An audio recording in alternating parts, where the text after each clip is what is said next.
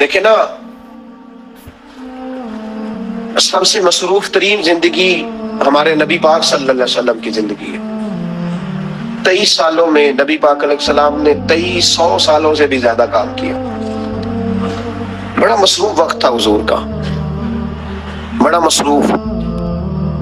ہمارے یہاں نا، میں ایک جگہ پہ حاضر تھا تو ایک بزرگ تقریر فرما رہے تھے، وہ کہہ رہے تھے اب خانقاہوں میں جو اللہ اللہ ہو رہی ہے وہ چھوڑ کے باہر نکلو، اب میدان میں نکلنے کا دور ہے۔ تقریر ختم ہوئی تو میں نے کہا حضرت ناراض نہ ہوئیے گا، ویسے کون سی خانقاہ میں اللہ اللہ ہو رہی ہے جہاں سے آپ باہر نکالنا، تو دور ہی گزر گیا اللہ اللہ کرنے کا، اب تو لنگر شنگر چل رہا ہے خانقاہوں میں، یا باتیں شاتیں ہو رہی ہیں۔ کیلو کال کی دنیا ہے، مستی اور حال کی تو کب سے چلی گئی۔ کم باذن اللہ جو کہتے تھے وہ رخصت ہو گئے، خانقاہوں میں مجاور رہ گئے یا گور کن۔ اب تو کہاں، آپ کس کو آپ کہہ رہے ہیں کہ اللہ اللہ چھوڑ کے باہر ہو؟ کون اللہ اللہ کر رہا ہے؟ اللہ ماشاءاللہ ہے، حال ہی کوئی نہیں۔ اسلام فقط اللہ اللہ کا مذہب نہیں۔ نبی پاک صلی اللہ علیہ وسلم نے کہا لا رہبانیت فی الاسلام، میرے اسلام میں رہبانیت کا کوئی حصہ نہیں۔ ایک آدمی جا کے صرف مسجد میں بیٹھ جائے، حقوق سارے چھوڑ دے، بال بچوں کو بھول جائے، اسلام اس کی حوصلہ افزائی نہیں کرتا، حوصلہ شکنی کرتا ہے۔ وہ والی صوفی کا درس حضور نے نہیں دیا کہ مسجد میں بیٹھو اور بس مسجد میں بیٹھو، خانقاہ میں بیٹھو، بلکہ نبی پاک صلی اللہ علیہ وسلم ہمیں بدر میں بھی نظر آتے ہیں۔ حضور خود جنگ کا لباس پہن کر ہمیں احد میں دکھائی دیتے ہیں۔ نبی پاک صلی اللہ تعالی وسلم ہمیں خندق کے موقع پر ہاتھ میں کدال پکڑ کر نبی پاک علیہ السلام ہمیں کھدائی کرتے ہوئے نظر آتے ہیں۔ مسجد نبی تعمیر ہو رہی ہے تو حضور ہمیں خود اینٹیں اٹھاتے ہوئے دکھائی دیتے ہیں۔ سارے کام حضور نے کیے ہیں، لیکن میرے بھائی یاد رکھو، اگر بدر میں جانا میرے نبی کی سنت ہے تو غار حرا میں چپ کر کے بیٹھ کے اللہ اللہ کرنا یہ بھی میرے نبی کی سنت ہے صلی اللہ تعالی علیہ وسلم۔ اگر احد میں، خندق میں، حنین میں میدان میں رہنا حضور کا طریقہ ہے تو غار ثور میں 3 دن اللہ اللہ کرنا بھی نبی پاک کا ہی طریقہ ہے۔ اگر سارا دن تبلیغ کرنا حضور کا طریقہ مبارکہ ہے تو ساری رات مسلح پہ کھڑے رہنا، اور صحیح مسلم میں حضرت عائشہ فرماتی ہے کہ قدموں پہ ورم آ جانا، یہ بھی تو میرے نبی کا طریقہ ہے نا۔ تو میرے بھائی اس کو کون اپنائے گا؟ مصروف ترین زندگی نبی پاک کی، اس کے باوجود اللہ کے رسول ہر سال 10 دن کا اعتکاف کرتے تھے، ہر سال۔ ایک سال جہاد پہ گئے تھے، اعتکاف نہیں ہو سکا، اگلے سال میرے نبی پاک نے 20 دنوں کا اعتکاف فرمایا، پچھلے 10 دن کا۔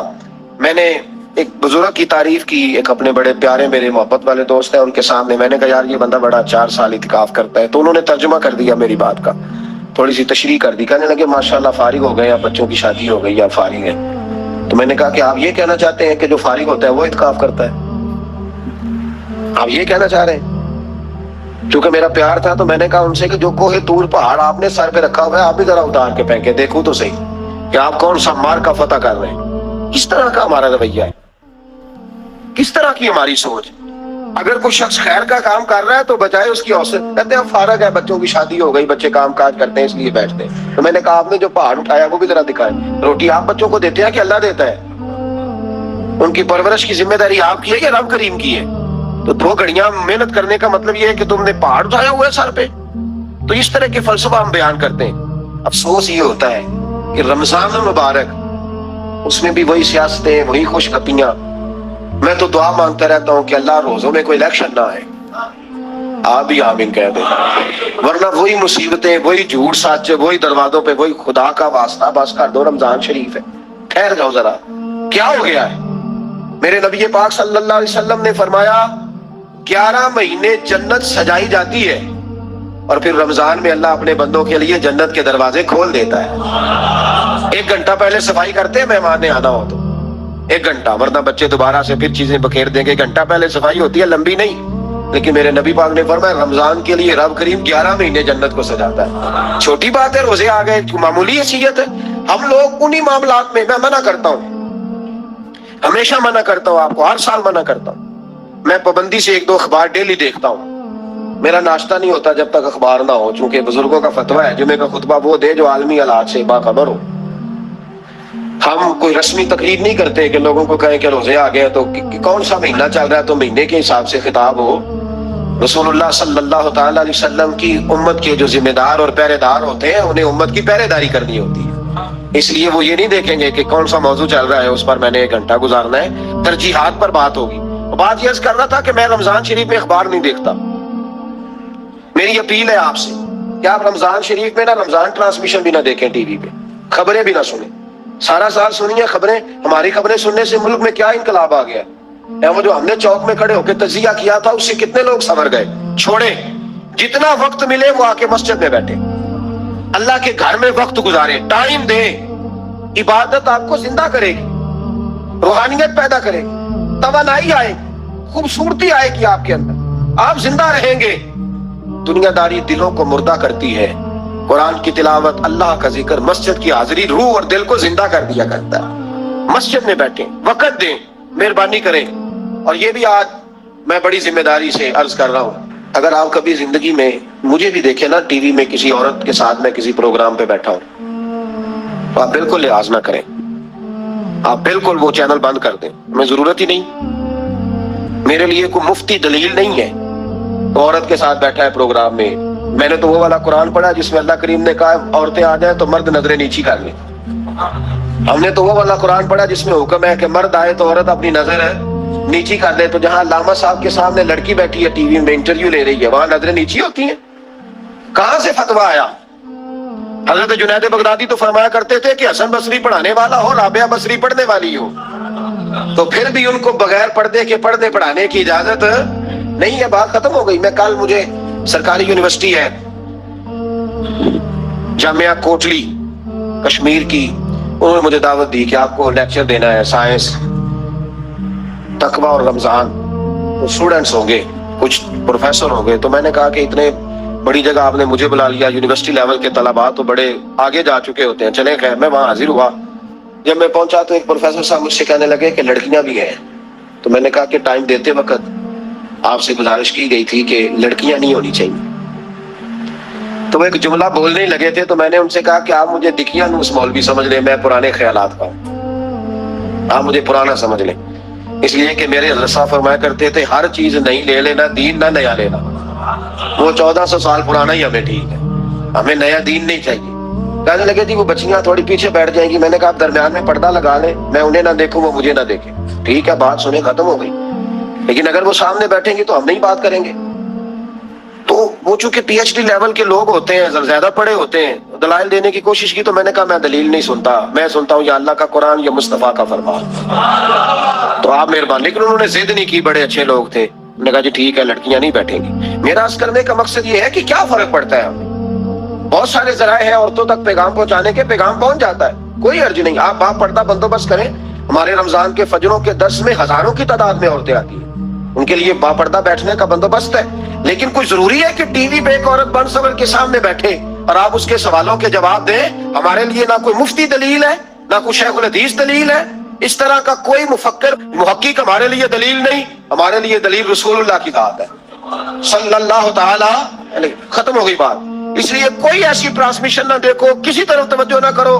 یار 30 تو روزے ہیں, وہ بھی کئی دفعہ 29 ہو جاتے ہیں. اللہ کہہ رہا ہے یا محدودات, ایک گنتی کے دن ہے. اور میرے بھائی کیا مصیبت ہے, میرا وقت نہیں گزر رہا. آپ یقین کریں اللہ جانتا ہے, ہم تو رمضان کو زنجیریں ڈالتے ہیں. یہ کام بھی رہ جاتا ہے, رمضان گزر جاتا ہے. یہ بھی رہ جاتا ہے, رمضان گزر جاتا ہے. یہ بھی نہیں ہو پاتا رمضان, پتہ نہیں کس وقت روزے آتے ہیں, کب نکل جاتے ہیں. کہتے ہیں میرا وقت نہیں گزرتا تو میں ٹی وی دیکھتا ہوں. قرآن سارا پڑھ لیا ہے, حدیثوں کا مطالعہ ہو گیا, اپنی آخرت کے لیے نفل سارے پڑھ لیے, تسبیحات ساری ہو گئی. جو اب ٹائم نہیں گزرتا تھا تو ٹی وی پہ جا بیٹھے. کدھر چلے گئے ہم؟ علامہ اسماعیل حقی نے حدیث لکھی, حضرت عائشہ صدیقہ رضی اللہ تعالیٰ عنہ فرماتی ہیں, تفسیر روح البیان میں موجود ہے. کہتی ہیں ایک دن حضور اچانک میرے ساتھ آرام فرماتے بستر سے اٹھے نکل گئے. ہمیشہ نبی پاک علیہ السلام کا طریقہ مبارکہ تھا, جب رات کو تہجد کے لیے اٹھتے تو کہتے ابو بکر کی بیٹی حق تیرا ہے, وقت تیرا ہے, پر اگر تو اجازت دے تو میں اپنے اللہ کو راضی کر لوں. آج حضور نے پوچھا ہی نہیں, بستر سے اٹھے چلے گئے. کہتی میں اٹھی, میں نے دائیں بائیں دیکھا, محبوب نظر نہ آئے. حضور کی طامت استعمال شدہ پڑی تھی, وہ طامت میں نے اٹھا کے اوڑھ لی اور میں نکل گئی حضور کو تلاش کرنے. کہتی ہیں جب میں باہر گئی مسجد نبوی شریف کے ساتھ جنت البقیع کی جانب, نبی پاک سجدے میں تھے. کہتی ہیں میں گئی, تھوڑی دیر کھڑی ہوئی, حضور نے آہٹ سنی تو پوچھا تو کون ہے؟ میں نے کہا میں عائشہ ہوں. تو محبوب نے فرمایا یہ عائشہ کون ہے؟ میں نے کہا یا رسول اللہ میں آپ کی زوجہ. فرمایا زوجہ کیا ہوتی ہے؟ یا رسول اللہ میں ابو بکر کی بیٹی. تو نبی پاک نے فرمایا یہ ابو بکر کون ہے؟ حضرت عائشہ کہتی ہیں میرا کلیجہ پھٹنے کو آیا. میں وہاں سے پریشان حال واپس آئی. جب میں گئی تھی تب بھی ہلکی ہلکی بارش تھی, واپس لوٹی تو پھر بھی ہلکے ہلکے قطرے بارش کے گر رہے تھے. میں آ کے ہامتی کامتی بیٹھ گئی, تھوڑی دیر گزری تو نبی پاک تشریف لے آئے. تو حضور صلی اللہ تعالیٰ علیہ وسلم نے مجھے پریشان دیکھا تو کہا عائشہ کیا ہوا؟ کہ حضور آج وہ ہوا ہے جو کبھی نہیں ہوا. یا رسول اللہ میں پریشان ہو گئی. حضور عجیب بات ہے, میں گئی ہوں, آپ نے پوچھا کون ہے تو میں نے کہا میں عائشہ. کا عائشہ کون؟ آپ کی زوجہ. فرمایا زوجہ کون؟ ابو بکر کی بیٹی. کا ابو بکر کون؟ اور پھر حضور میں گئی ہوں تو میرے کپڑے بھیگ گئے, آپ آئے تو کپڑے خشک ہے, سمجھ نہیں آئی. پر لفظ سنو حدیث کے, نبی پاک نے فرمایا عائشہ لی مع اللہ وقت, میرا اپنے اللہ کے ساتھ ایک وقت ہوتا ہے. کس کے ساتھ؟ آج میرا دوستوں کے ساتھ وقت ہے, آج میرا گھومنے کا وقت ہے, آج میرا خوش گپیوں کا وقت ہے, آج میرا سیاحت کا وقت ہے, آج میرا پکنک کا وقت ہے. میرے نبی پاک نے فرمایا لی مع اللہ وقت, عائشہ میرا اپنے اللہ کے ساتھ, میرا اپنے اللہ کے ساتھ ایک وقت ہوتا ہے. اس وقت نہ وہاں کوئی فرشتہ آ سکتا ہے, نہ کوئی نبی اور مرسل آ سکتا ہے. جب فرشتہ اور نبی نہیں آ سکتے تو عائشہ اور ابو بکر کیسے آ سکتے ہیں؟ تو کہا یا رسول اللہ پھر وہاں ہوتا کون ہے؟ تو حضور فرمانے لگے ایک میں ہوتا ہوں, دوسرا میرا رب ہوتا ہے, تیسرا کوئی موجود نہیں ہوتا. امت کو درس دیا ایک وقت 24 گھنٹوں میں ایسا لایا کر اس میں تو اپنے رب کو دکھڑے سنائے, اس میں تو دعائیں مانگے, اس میں تو عرض و نیاز کرے, اس میں تو اپنے گناہوں کی معافی چاہے. اعلیٰ حضرت کے والد گرامی سے کسی نے پوچھا, مولانا نقی علی خان صاحب سے, کہ حضرت جی فرعون 500 سال ہی حکومت کر گیا, 500 سال ہی حکومت کر گیا, اللہ کا مقابلہ کرنے والا پکا کافر بے ایمان. تو آپ فرمانے لگے ملا رومی کی وہ کتاب پڑھو مثنوی, جس میں انہوں نے لکھا ہے کہ جب ساری دنیا سو جاتی تھی تو فرعون اٹھ کے مصلے پہ بیٹھتا تھا, کہتا تھا یا اللہ معاف کر دے, رب تو ہی ہے, گنہگار بڑا ہوں پر مہربانی کر. روز معافیاں مانگتا تھا تو رب کریم کی قدرت نے مہلت دی کہ روز توبہ کرتا ہے, چلو ایک دن سچی بھی کاری جائے تو اچھا ہے. اللہ نے مہلت دی. اور میرے بھائی اگر تو روز رات مصلے پہ بیٹھے تو تجھے مہلت ملے, عذاب نہ ہے. اگر تو اپنے رب کے ساتھ تنہائی کرے تو اللہ تجھے مہلت دے, سزا نہ دے. لیکن ہم یہ وقت نکالتے ہی نہیں, اللہ کے ساتھ میت کا ہمارا مزاج ہی نہیں. ترمذی شریف میں نبی پاک علیہ السلام نے فرمایا دنیا داروں کو دکھڑے نہ سنایا کر, مالداروں کے سامنے رونے نہ رویا کر. یہ تجھے کیا دے سکتے؟ تو اٹھ کے جائے گا تو کہیں گے محنت کرتا نہیں, روز مانگنے آ جاتا ہے. دنیا داروں کو دکھڑے نہ سنا, پر میں دکھ سنا تو اپنے رب کو سنا.